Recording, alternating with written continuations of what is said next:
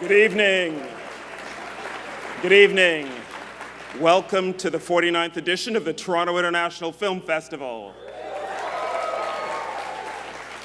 My name's Cameron Bailey. I'm the CEO here at TIFF. I'm thrilled to see all of you here tonight. You are in for a treat. This is the new movie by Jason Reitman, and it's called Saturday Night. Before we get started, I want to thank some of the people, some of the organizations who help us do what we do, nights like tonight, everything we do all year round. And at the festival, and beginning with our festival presenting sponsor, Rogers, and also TIFF's major sponsors, RBC and Visa, we want to thank them for their continued support. Thanks also to our government supporters, the Government of Ontario, Telefilm Canada, and the City of Toronto.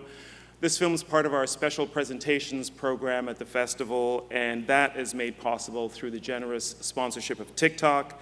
And a reminder, I'm going to give you probably like the 30th reminder I've given so far. This film is eligible for the People's Choice Award, and that is presented by Rogers. That's the movie you vote for, and you do that by going online to tiff.net/vote. Do not forget to vote. Big thanks to Sony Pictures Entertainment for providing us with this film, and thanks to Sony Pictures Entertainment for many years of films at the festival. And we're just thrilled to have another great one. Jason Reitman, you know. He's Canadian, born in Montreal, raised in Los Angeles, where he studied creative writing at the University of Southern California. Many films at the festival over the years. An early short film was the first time he was here. He also made Thank You for Smoking, 2005, Juno in 2007, Up in the Air, Men, Women, and Children, and The Front Runner. This is his latest film at the festival. All of those were here as well. And there's so many things to love about Jason and his work. He's truly passionate about just the pleasure and the joy and the privilege of making movies, and that's something I really respect. He loves telling stories, and in his stories I always find not just how people can surprise you, but also how his characters surprise themselves sometimes. And in telling the story of the night that Saturday Night Live was born, you find a whole lot of people who are surprising themselves with just what they're capable of. And chief among them, I would say, would be Lorne Michaels, Toronto's own Lorne Michaels, by the way. So this is the story of the making of a dynasty, a legacy, and it couldn't be in better hands. Please join me in welcoming the director of Saturday Night, Jason Reitman.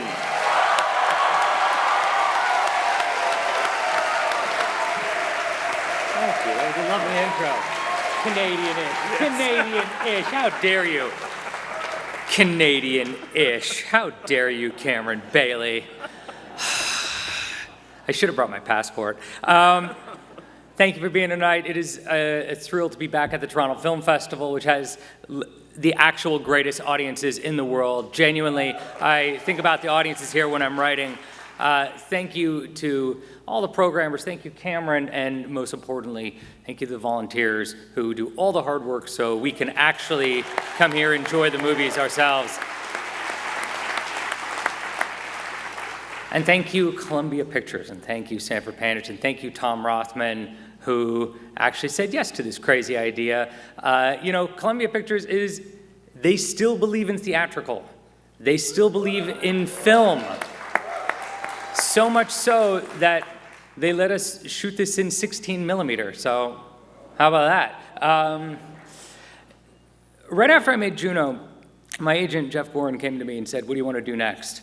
And I told him I had two dreams when I was a kid.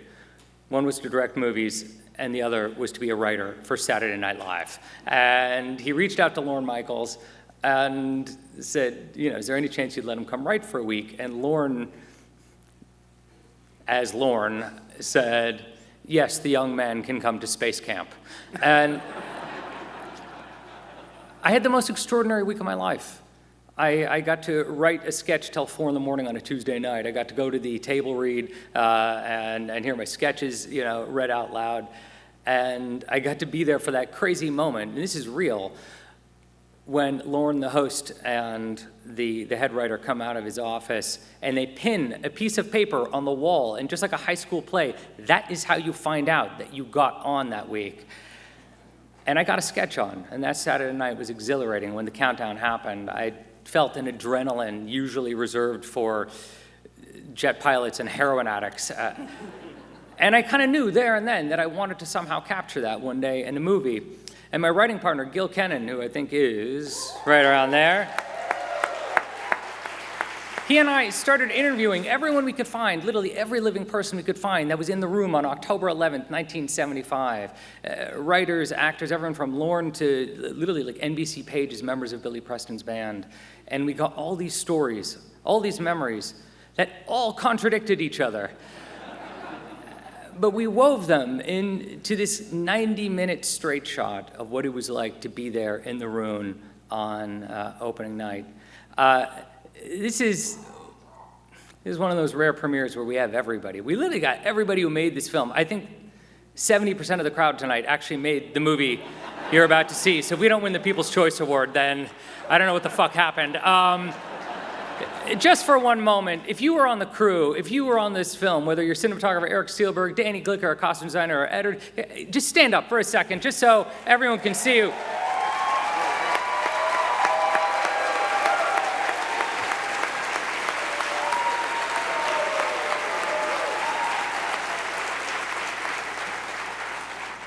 If you hate this thing, you now know who to blame. This movie was a dream come true for me, and it is an honor tonight to share that dream with you. Make sure you stick around after, because we're gonna introduce you to literally the best fucking ensemble cast of all goddamn time. All right. I've literally always wanted to do this. I have never done this, so I hope you will do this with me. Are you ready? Live from Toronto, it's Saturday night. All right.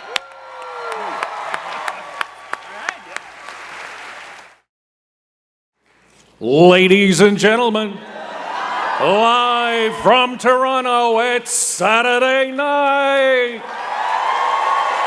Starring Gabriel LaBelle, Rachel Sennott, Nicholas Podany, Corinne Britti, Billy Bryk, Kirsty Woodward, Nicholas Braun, Mcabe Gregg, Taylor Gray, Kaia Gerber, Barth Feldman,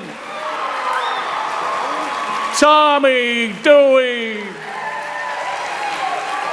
In the role of John Belushi, Matt Wood. In the role of Jane Curtin, Kim Matula. In the role of Dan Aykroyd, Dylan O'Brien. In the role of Lorraine Newman, Emily Fairn. In the role of Garrett Morris, Lamorne Morris. In the role of Gilda Radner, Ella Hunt. In the role of Chevy Chase, Cory Michael Smith. With J.K. Simmons, Willem Dafoe, and your director, Jason Reitman. And now, here's your host, Cameron Bailey. Yeah, got it. Wow. All right, this is the biggest we've ever had. Is Jason even here? Jason, where are you? Oh, okay, thank you, man. First, I'm not a Looking all Canadian, over then for I you. don't exist. I don't know where people are coming from. This is insane. Thank you all for being here for this incredible screening of Saturday Night. And we've got a ton of incredible talent on stage. This must have been what it felt like at the end of the first show, right? When the music kicks up and everybody's out hugging. Jason, let's start by just hearing from you about putting this cast together to tell this incredible, iconic story. When I told people the idea, they would always go, "Oh, that's a good idea. How the fuck are you going to cast that?" And fortunately, we had John Papsadera, this extraordinary casting director. He does all of Chris Nolan's films. He did my dad's films. I've worked with him for the last decade. And he introduced me to a lot of you. And for the ones I already knew, he introduced me to a whole new side of you. For a lot of people, Lorne Michaels remains an enigma. In making this film, did you get any new insights into this remarkable person? Yeah, but mostly from the people around him, and what I heard about actually reminded me a lot of being a film director, which is someone who has a vision, who wants to do something, and it's almost impossible to articulate that idea until you can actually see it on the screen. And every time I heard about him trying to describe SNL to people while he was trying to create it, it reminded me, oh, that's what it's like to be a movie director. I want to hear from the cast. Not sure how we're going to do this, but what I'm curious about is, we know these people on screen so well, right? Some of them have gone on to great, great movie careers, but all of them are really embedded in our minds in a lot of ways. So how do you go from simple impersonation, which SNL always did so well, to actual characterization? What was the detail that actually took you to the next level of how to portray these characters? Who wants to start? How about in the role of John Belushi, Matt Wood? Picked the wrong fucking place to stand. I don't know. It's a great character. It's an amazing script that Jason and Gil gave us, and the best cast anybody could ask for. I don't know. We watch these brilliant, beautiful, ferocious people walk, move, talk, and put our love into it, and hopefully we came out with something enjoyable for everybody. Thank you so much.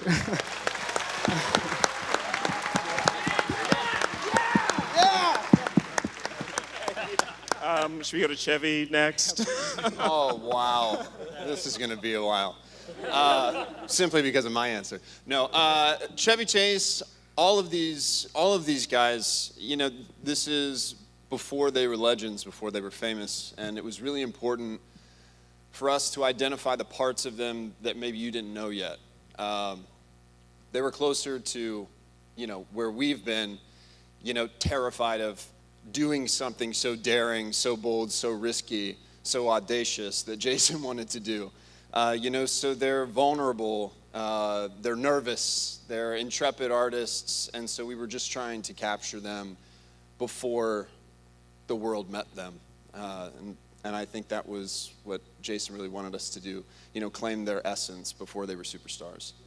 There's a great freshness because they're not stars yet, all right, so who's got a story of playing one of the SNL cast members where you met that person as either part of the... Oh, there we go. Wow, this is obvious. I met Garrett Morris. I had the opportunity to Zoom with him a few times, but I actually presented him an award at the ABFF. And myself and Leslie Jones, we went up there and we honored Garrett, and this old dude gets on stage and tells everyone that he is my father. He's still sharp, he's still funny. He told me a million stories of the time back then. I realized that my journey mirrored his journey in a lot of ways. A lot of times I'm the only black dude in the show, in the thing, and for him it was the exact same. And I told him what Jason planned on doing with the script, with this movie, and he said, that's great. He goes, it's spot on. All I want you to know is I never gave up, and I want the audience to know that I never gave up. I tried my best.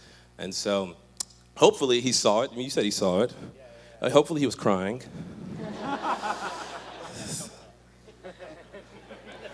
Okay. All right. There's always New Girl reruns.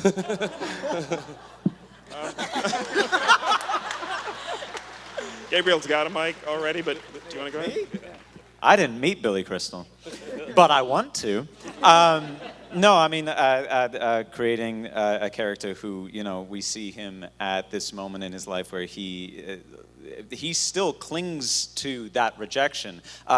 Jason went through the entire, like all of the people who were there that Saturday night, and he said, do you have the opening script? Do you have the first episode script? Do you? And Billy Crystal said, yeah, I do. And this is where I was supposed to come in. And he like clings to it. And it's amazing to think, you know, that we all on this stage go through rejection. Everyone goes through rejection. And, you know, kind of the thing of I never gave up. And, you know, none of these people gave up. And they all kept going with their careers and their voices. And I think this movie does a brilliant job of conveying that. I want to hear from Gabriel. We saw you in The Fabelmans a couple years ago. Terrific work there. Just down the road at the Princess of Wales. And playing Lorne, where the camera is following you and on you pretty much the whole movie. That's a lot. That's a big ask for you. And a character, as I said, that I think a lot of people still think of as an enigma. So what was the way in for you? Well, I think what Jason spoke about briefly is Lorne is a young man in this film, and he has a vision. One that him and an entire generation of artists share, but they haven't been seeing it on television. And he believes in it so much and has spent his entire life trying to make something, and he believes in it with all his heart. And I think we just wanted to catch that love that we all have when we make something. But whatever it was that happened was just a testament to Jason. All of us were in our heads. We were nervous. We had a lot to do and a lot of ground to cover. And Jason calmed us the fuck down. And he told us to chill and don't worry and have fun. And he gave us so much love and confidence that we were like, yeah, okay. No, we can do this, and it won't be that bad. And and It won't be that bad. I think just Jason was a brilliant leader, and he made us love each other. And it's an honor to be in this film. So, thanks, Jason. Thank you.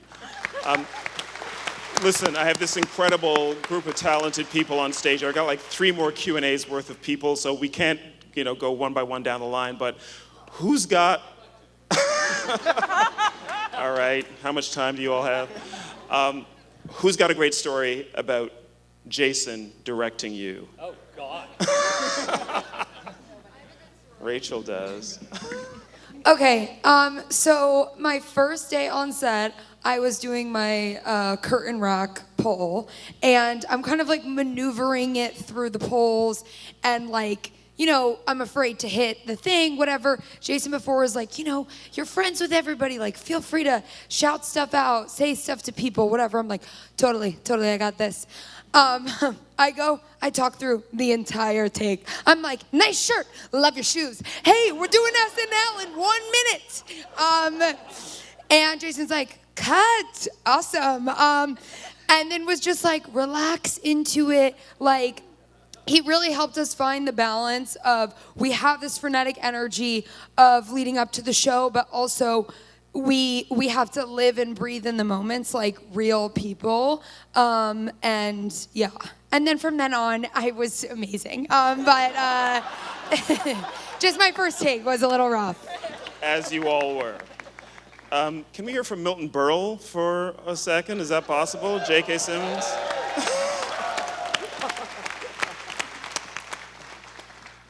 I just play a jaded old fart that's surrounded by young brilliance and either can't see it or can't admit it.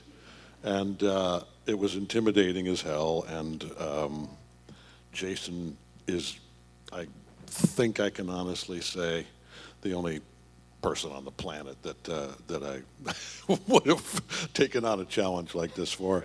And which sounds ridiculous because I'm in the movie for like 3 minutes, but it was very intimidating. But being on the set with all these incredibly talented and eager and idealistic and passionate and funny and wonderful young actors, even as briefly as I was. Oh, and the guy on my right.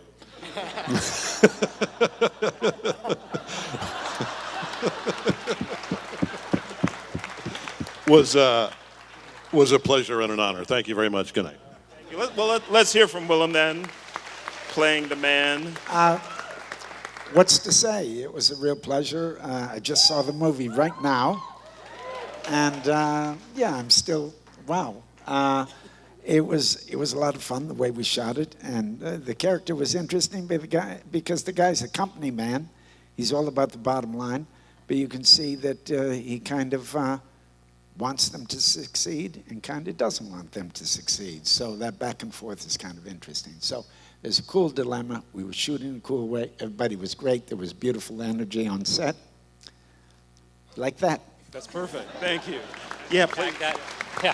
Yeah. So the first day that Willem Dafoe joins us, Willem comes and sits in the audience in the SNL building, and he's not shooting that day, but he's just hanging. And I thought he'd hang for 5 minutes, but he starts hanging for hours. And every young actor on the cast keeps coming up to me and goes, "He's still watching us." I don't know what the hell I'm supposed to do right now. He's still watching us. Have you ever been living on the outskirts of Atlanta? And then at the end of the day, Willem comes to me and he goes, "You know what I like about your movie? No edge of frame. I don't know what the fuck you're shooting."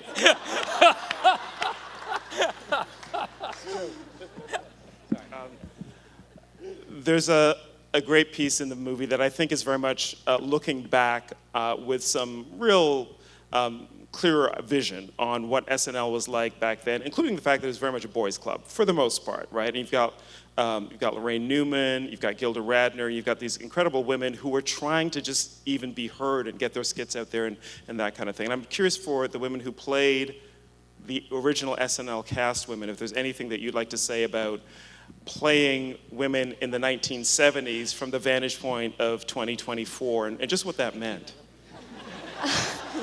Okay. Okay, bye, Kim. I'm a Brit, and I didn't grow up watching SNL, so these women were new to me. And what was such a delightful discovery was realizing all of the actresses and comedians that I had grown up idealizing were impacted and influenced by these women. And that at this moment in time, there were so many men involved in making this show that didn't think that they should even be there. So just the courage that it took to stand in that space, let alone be subversive in it, is so extraordinary to me. And then to get to objectify the delightful Dylan O'Brien, I think maybe that was some of the most fun I've ever had shooting in my life. Yeah, and I think it's definitely that feeling of, I think a lot of actors are quite self-conscious and you have imposter syndrome and stuff like that. I mean, not just actors, I think everybody, hopefully. I do.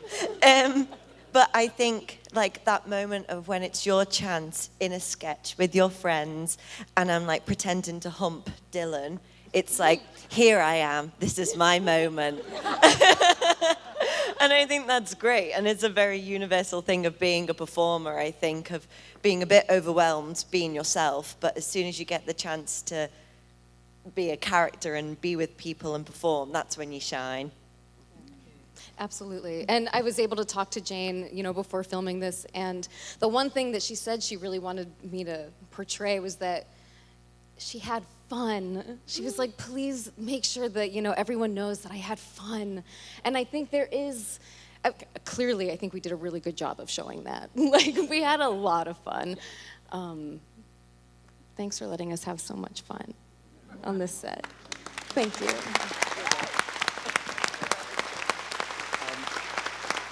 Jason, I remember when I first discovered SNL, probably everybody has their own story of first discovering SNL when you're finally old enough to stay up past when your parents go to bed and you can watch it from 11:30. And in addition to the great comedy and the stuff that was just outrageous, there was the music, right? The musical acts that were on, the stage band. In this case, you got Billy Preston. Can you talk a little bit about that role in the movie? Absolutely. we had obviously the brilliant Jon Batiste, both as Billy Preston and also composing the music for the film. And John, John's touched by God. He's a musician like no one I've ever met in my life, where I remember I went to see him and I was like, have you worked on the song at all? And he's like, I think I know it. And he just like played it perfectly. And we started talking about how to do the score, and he had this brilliant idea, which was to record it live on set. And this is something that we did that I haven't heard of before, where every day at Rap that he was shooting, he would go get in street clothes, come back with the band, and then our editors, Nathan Orloff and Shane Reed, who are here tonight, would present John rough edits on a laptop, and then he would just go over to his band, having just watched a scene, and go, okay, start on an A, you're gonna go to a G, go to a G, go to a B flat, back to the A, and you with the shaker, I want you to go, and he just started to improvise ideas, and then would compose a piece, and in real time, and the funny is, like, everyone would hang. Like, everyone had just wrapped, but they would hang till 11 o'clock at night after wrap, cast and crew. I've never had this before. I'm just gonna sit there and watch him work. And the score in the movie that you just heard is something that he came up with live, and we recorded live, actually, on 8H. Yeah.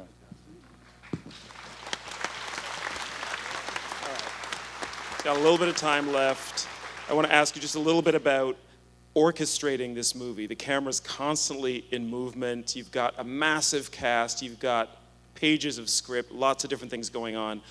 How did you do all of that? It honestly started all the way back with Gil when we were writing. We had this like true detective murder board of where every character in the film was at all times. So if you think about it, it's not a movie with 80 scenes, it's one 90-minute scene. And we needed to know every character, every prop, every llama, where they were for 90 minutes, because anytime someone walks into a hallway or walks into a room, you need to know who's there and what everyone's doing. There were, we would mic almost all of them every single day. There was a day where Steve Morrow, our mixer, was recording 58 audio tracks simultaneously. He had to bring a second mixing board just to keep track of everyone. And Eric, Eric Steelberg and I have known each other since we were 15 years old. The first movie we ever worked on, we had to be dropped off. And I've worked with him on every single thing since, and this is unlike anything we've ever done, because the camera is a character. The camera is you walking through. We wanted you to feel as though you got dropped into 8H, and you're looking left, you're looking right, you're just catching things at the last moment, and that if you watch the second or third time, you'd realize that there's character work happening 2, 3, 4 layers deep. You can watch Andrew as Neil on his journey with the keys. He literally is trying to get the keys to Lorne the entire movie. If you look. I haven't gotten to talk to you about the keys. We can talk about it after. They really didn't make it into the movie, Jason. You just have to look deeper, Andrew. They are there, I promise. But Eric and I shot the whole movie twice. We shot it once with stand-ins and prep, and then we got to the shoot, and on this 2-story set that Jess Gontra built, which was the entire 8th and 9th floor of Rockefeller Center rebuilt. Again, built with all the lighting built in, all the cables built in, mics built in, so that Eric could move the camera upstairs everywhere, and It's an incredible achievement. And look, I think if you watch SNL and you know where it got to and all of the great stars it produced, to see that birth moment, that kind of big bang of SNL is really phenomenal. Jason, I want to thank you for bringing it to Toronto, and as a Canadian, I want to thank you for bringing it. And I want to thank, I'm just going to say, the cast of Saturday Night. Thank you all so much for being here. Thank you as well.